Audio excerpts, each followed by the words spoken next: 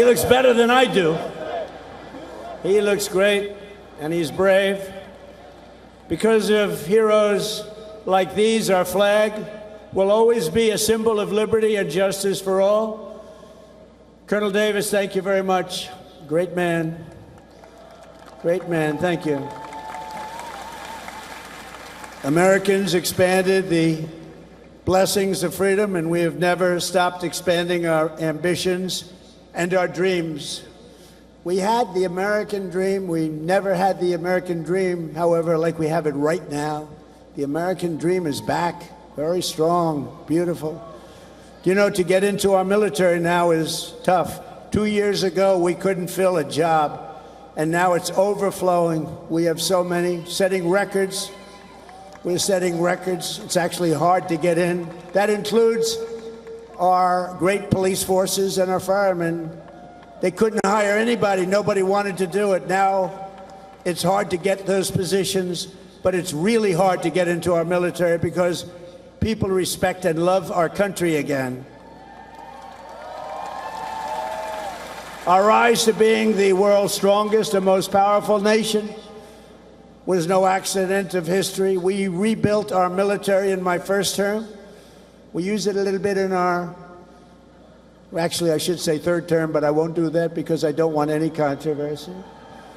But we use it, and we've had tremendous success. You look at Venezuela, you look at Iran, we wiped it out, wiped out their military. Americans crossed the Great Plains, scaled the Rockies, we just tamed the wilderness and conquered the frontier and built the empire. It's called the Empire of Liberty. We laid down the railroads, raised up the skyscrapers, those beautiful skyscrapers, and dug out the Panama Canal, considered the 8th wonder of the world, which everyone said was an impossible thing to do. And by the way, 38,000 Americans died to give us one of the greatest engineering feats of all time, the Panama Canal. This was the unstoppable spirit that created the world's most powerful industries and built the strongest military anyone had ever seen. And today it is stronger and more powerful than it ever was before. American grit, boldness, and daring forged heroes like Davy Crockett, Wyatt Earp, Annie Oakley, Teddy Roosevelt, and the legend of the Wild West, Buffalo Bill Cody. These were great, powerful people whose incredible grandchildren happen to be with us tonight, and they stand alongside one of the first American flags ever to fly over our expanding nation. It was carried west just as Lewis and Clark began their journey in 1803. Thank you very much. Thank you. Thank you very much. Great to have you. Great to have you, to honor this audacious and indomitable soul of America. We also have the first flag ever to fly over one of the greatest architectural feats of all time, a thing called the Brooklyn Bridge, one of the most beautiful bridges anywhere in the world, built a long time ago. To its right, the banner that flew atop our flagship after America's Navy sank the Spanish fleet to the bottom of the Manila Bay, one of the greatest naval victories in history. Much like our recent victory by sinking the entire Iranian Navy, 159 ships, to the bottom of the sea, all done in just a moment's time, happened very quickly. We have the greatest military anywhere in the world. And next to it, we also have the flag that was given to that immortal, just a fantastic, immortal Rough Rider, the one and only. And I was at the museum the other day at its opening, Theodore Roosevelt, when he returned triumphant from Cuba, printed with the words, "Welcome home, Colonel Roosevelt." He was a victor of San Juan Hill. He was a great gentleman.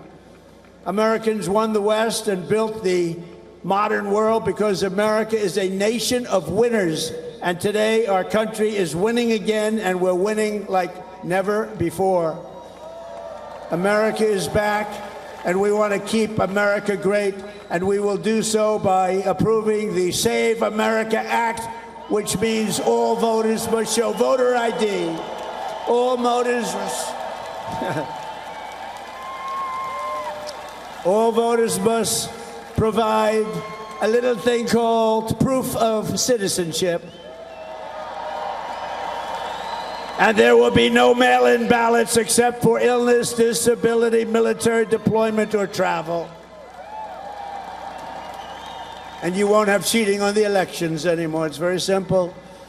Together, we are also reasserting the truth that American strength and power is not something to be ashamed of. It is something that we are very, very proud of. This country has been the greatest force for peace and justice on earth. In the last century, we defeated tyrants, demolished evil, and saved freedom again and again and again. Ken Schubring was 19 years old when he survived the Japanese attack on Pearl Harbor. After enemy planes sank ships like the USS Arizona, he resolved that he would help America strike back and win. He wanted them to strike back and win. Flying B-29s in the Pacific, Ken fought from the first day to the very last. He was in the war right from the first day, and he went to the last day and all the way to the enemy's unconditional surrender. We got an unconditional surrender. He was there at 104 years old and looking really good. Captain Schubring is here tonight, and he is saluting the flag that went down with the Arizona at Pearl Harbor, but was raised back up with the help of some unbelievable American patriots. It's a symbol of American defiance. Please.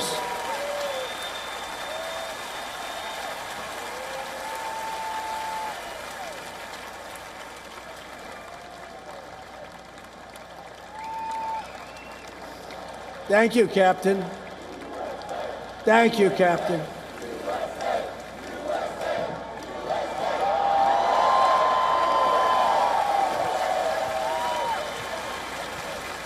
Great job.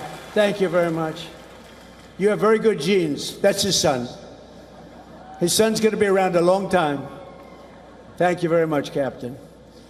On D-Day in World War II, Navy Lieutenant Arthur Rose commanded 36 landing craft as part of the largest naval armada in history. Recalling that sight, he wrote home to his parents, "What a country we are." At 107 years old, Lieutenant Rose is here to salute one of our nation's most prized possessions, the flag that flew aboard the first landing craft on D-Day and led the first Americans onto the beaches of Normandy to liberate Europe and defeat Nazi fascism forever.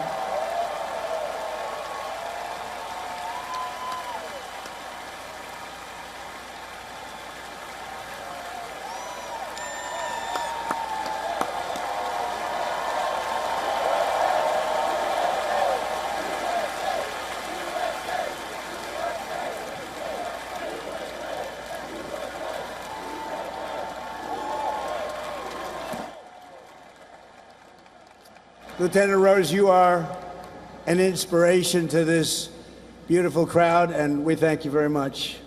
Amazing man. 107. It's 107. On Iwo Jima in the Pacific, the Marines faced some of the most brutal combat in the history of warfare.